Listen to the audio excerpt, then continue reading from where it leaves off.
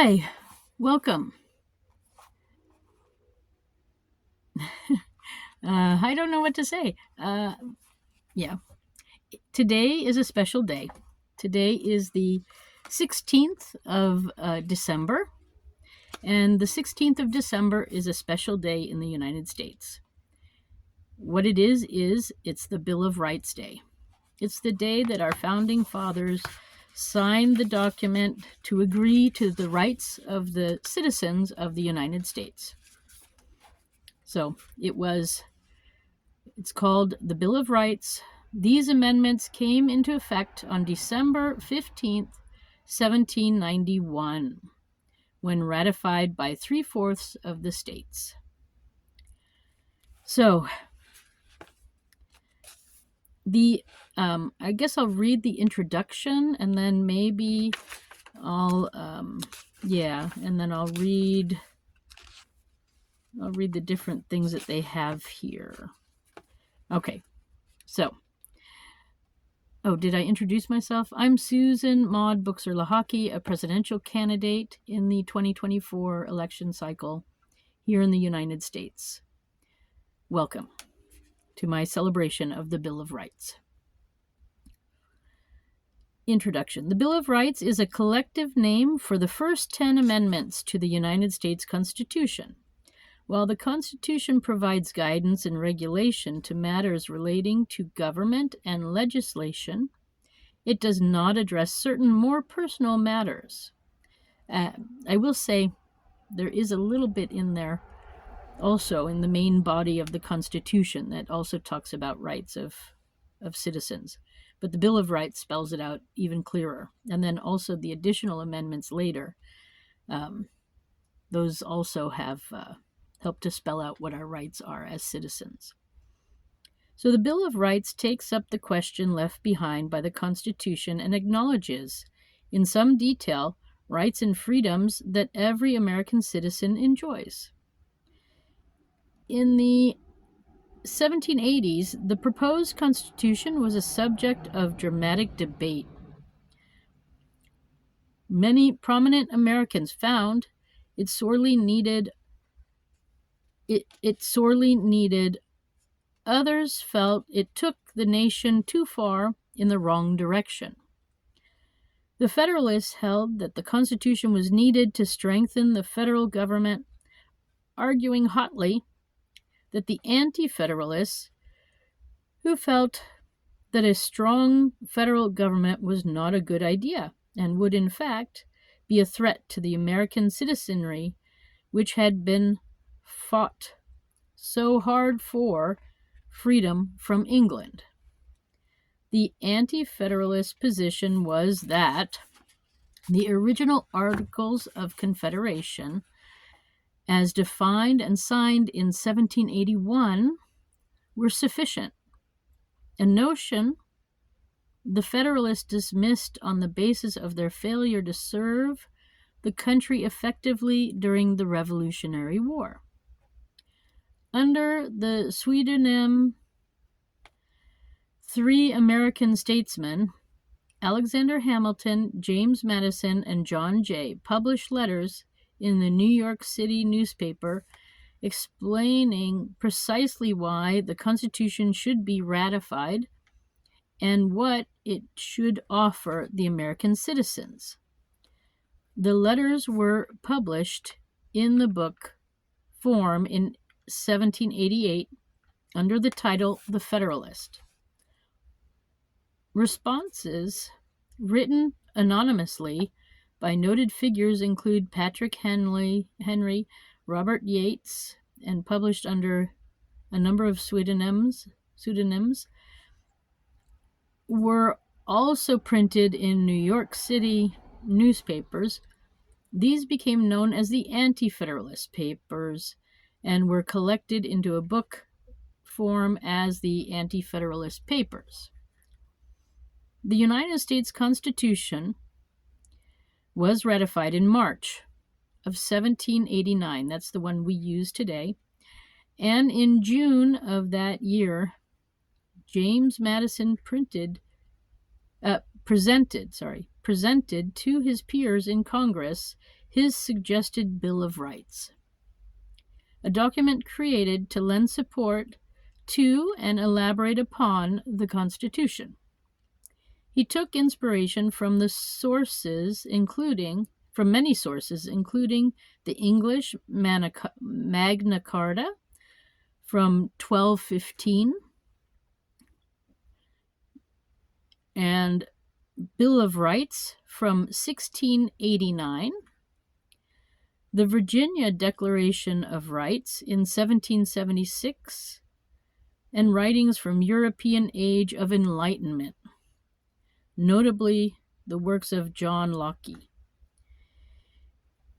He offered his ideas deliberately, explaining that those who opposed the Constitution did so because they feared that the Constitution, in giving the government certain strengths, would remove rights and strengths from American citizens, and that while sacrificing some rights and freedoms would create a much stronger nation in political and military terms, a series of compromises and securities would be built into the Bill of Rights so that both sides of the argument would be satisfied. The members of Congress joined Madison in reworking his Bill of Rights, modifying some of Madison's proposals and adding and subtracting others. The Bill of Rights as originally passed in Congress in September 1791 and ratified in December 1791, was designed originally to apply exclusively to federal government, but eventually it would apply to state and local governments as well. Let me reread that.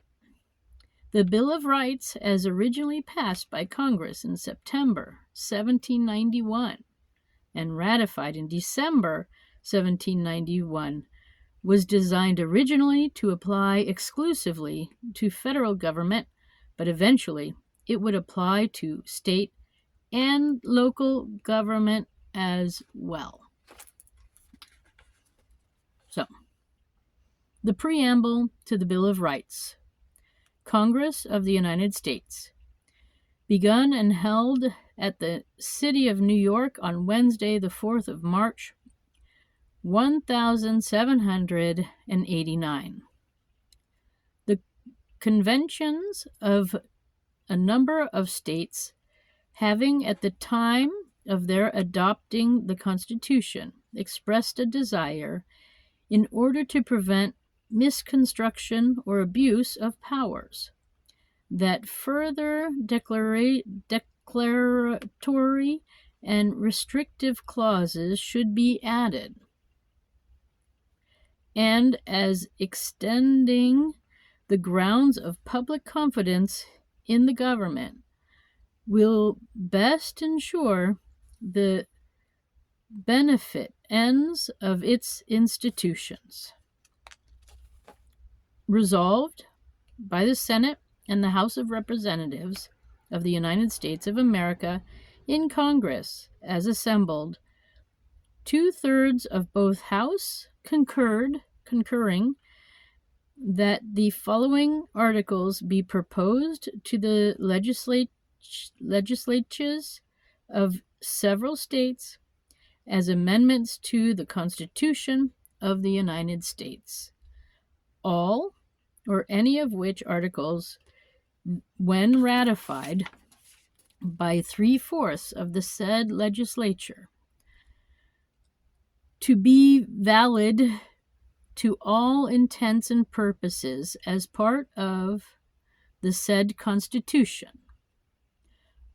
Articles in addition to the amendment of the Constitution of the United States of America proposed by Congress and ratified by the legislatures of the several states pursuant to the 5th article of the original Constitution.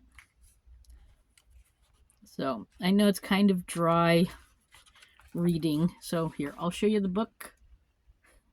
And yeah, it's not, there's no pictures in this one. Sorry. But here, this is some inside pages. It's a nice book.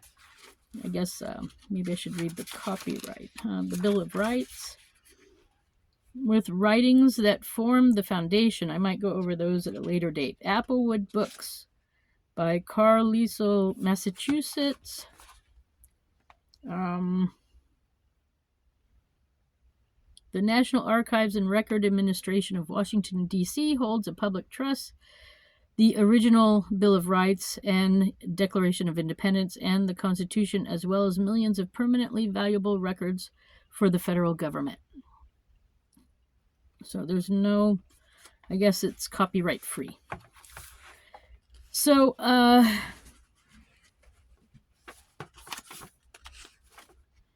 yeah. All right. So here we go. The next part. I just want to say, I think about this time a year ago is when I started trying to go over the rights with you all, with the public.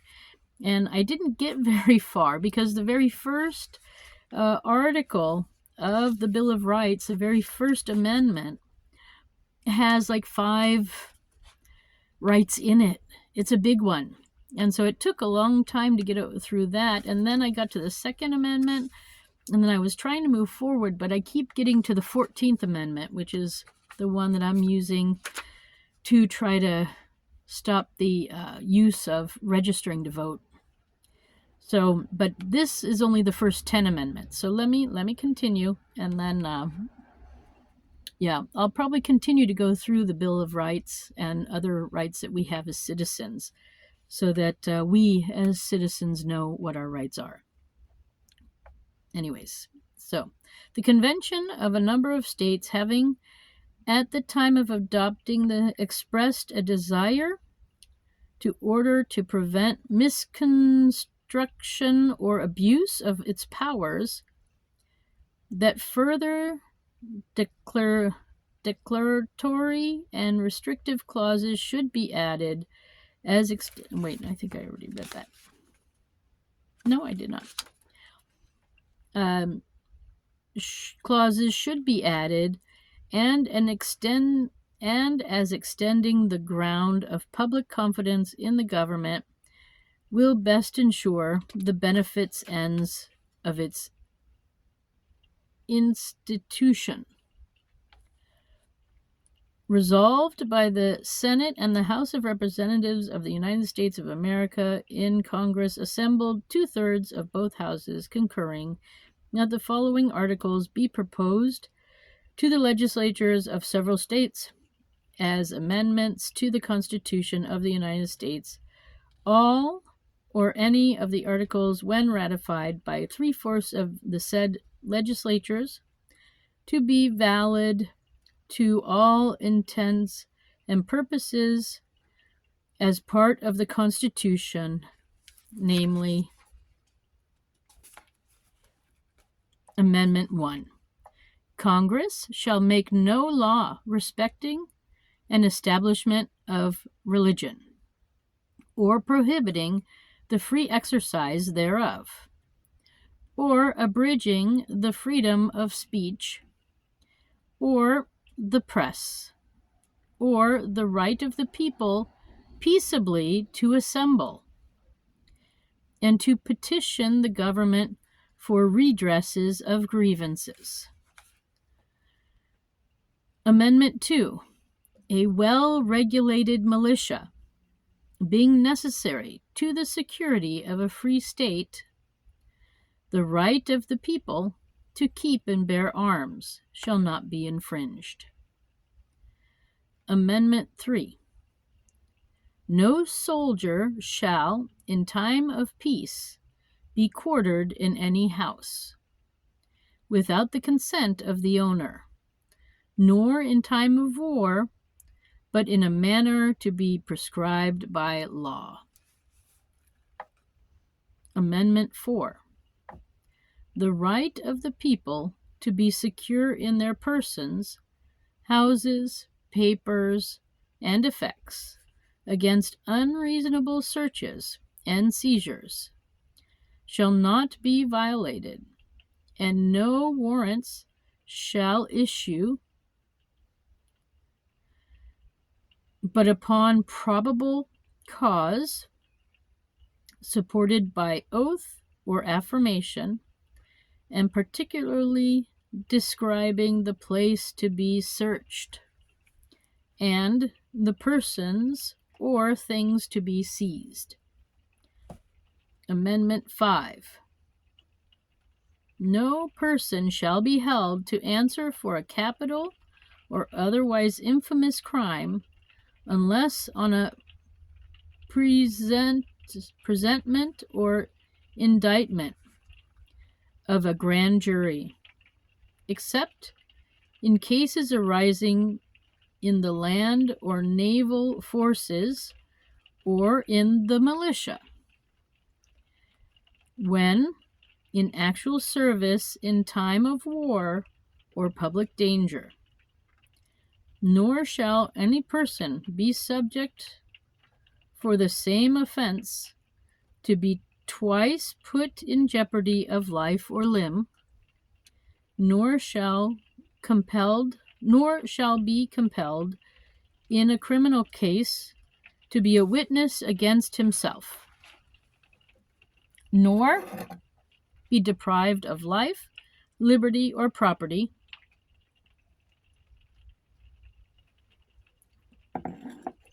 without due process of the law, nor shall private property be taken for public use without just compensation. Amendment 6. In all criminal prosecutions, the accused shall enjoy the right to a speedy and public trial by an impartial jury of the state and district wherein the crime shall have been committed, which district shall have been previously ascertained by law, and to be informed of the nature and cause of the accusation, to be confronted with the witnesses against him, to have compulsory process for obtaining witnesses in his favor, and to have the assistance of counsel for his defense. Amendment 7. In suits at common law, where the value in controversy shall exceed $20, the right of trial by jury shall be preserved, and no fact tried by a jury shall be otherwise re-examined in a court of the United States than according to the rules of the common law. Amendment 8. Excessive bail shall not be required, nor excessive fines imposed, nor cruel and unusual punishment inflicted. Amendment 9. The enumeration in the Constitution of certain rights shall not be construed to deny or disparage others retained by the people. So let me say that one again, because that's important. This is Amendment number 9. The enumeration in the Constitution of certain rights shall not be construed to deny or disparage others retained by the people. Then Amendment number 10. The powers not delegated to the United States by the Constitution, nor prohibited by it to the states, are reserved to the states respectively, or to the people. And that is the end of the first 10 amendments, the Bill of Rights. So, happy Bill of Rights Day. Thanks for stopping by. It was a pleasure reading these to you. And if you want to put your comments in the, put messages or whatever, your thoughts in the comments, please do. And if you're watching this on YouTube, don't forget to like and subscribe to my YouTube channel. And yeah. So the Bill of Rights, really, in my understanding, it's mostly about protecting the citizens. And it's not only for federal use, but it's also for state use. And it's also for local use. And so if you feel your rights are being abused, don't forget that you can contact the FBI, the CIA. You can also petition your state, your governor, your different departments. And then there's also going to the courts yourself and filing a lawsuit to protect your rights. Some states are under different impressions about who has what rights. And so, if we don't flex our muscles as citizens, our freedoms could be on the line. So I'm going to put out a video about how to do a pro se lawsuit, or maybe you have a lawyer that you can use to do one if you feel your rights are being violated. So anyway, if you want to find out more about the lawsuit I have pending, go to my website, which is susan4usa.com. That's Susan, the number 4, USA.com, to find out more about me and my lawsuit to stop this fraudulent election behavior that we have going on. Okay, so that's my news for today. Happy Bill of Rights Day. Thanks for stopping by. Bye.